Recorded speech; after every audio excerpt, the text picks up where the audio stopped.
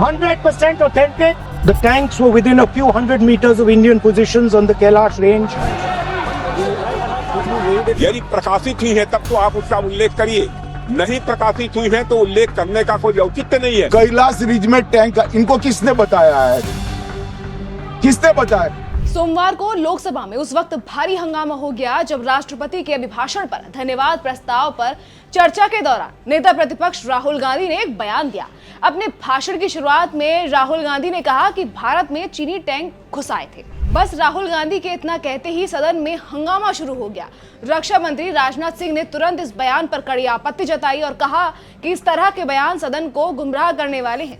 इसके बाद गृह मंत्री अमित शाह भी अपनी सीट से खड़े हुए और राहुल गांधी के दावे को पूरी तरह खारिज कर दिया। कैलाश रिज में टैंक इनको किसने बताया है? किसने बताया?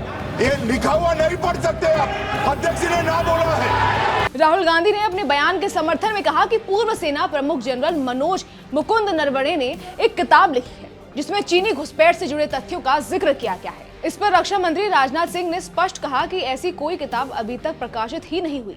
उन्होंने कहा कि नेता प्रतिपक्ष सदन को भ्रमित करने की कोशिश कर रहे हैं। इस मुद्दे पर सत्ता पक्ष और विपक्ष के बीच काफी देर तक तीखी बहस होती रही। लोकसभा अध्यक्ष ओम बिरला ने कई बार राहुल गांधी को टोकते हुए संयम बरतने को कहा।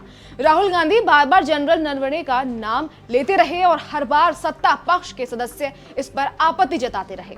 हंगामे के दौरान रक्षा मंत्री राजनाथ सिंह और गृह मंत्री अमित शाह कई बार अपनी सीट से खड़े हुए और विपक्ष से तथ्यों के साथ बात रखने की अपील की। हालात इतने बिगड़ गए कि स्पीकर ओम बिरला को यह कहना पड़ा कि कोई भी सदस्य अपने भाषण में किसी किताब या पत्रिका का हवाला नहीं दे सकता, खासकर तब जब वो प्रकाशित ही न हुई हो। लगातार हंगामे और व्यवधान की वजह से राहुल गांधी को कई बार अपना भाषण रोकना पड़ा और आखिरी में स्थिति को संभालते हुए लोकसभा अध्यक्ष ने सदन की कार्यवाही स्थगित कर दी। अब बात उस किताब की जिसका जिक्र राहुल गांधी कर रहे थे।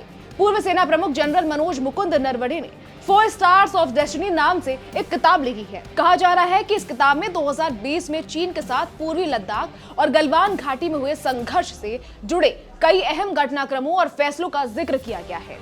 हालांकि यह किताब अभी तक पब्लिश नहीं हुई है। रक्षा मंत्रालय इस किताब की समीक्षा कर रहा है। शीर्ष सैन्य अधिकारियों की किताबों को प्रकाशित करने से पहले रक्षा मंत्रालय की मंजूरी लेना एक मानक प्रक्रिया है। बताया जा रहा है कि अंतिम परमिशन नहीं मिलने की वजह से यह किताब फिलहाल रोकी गई है।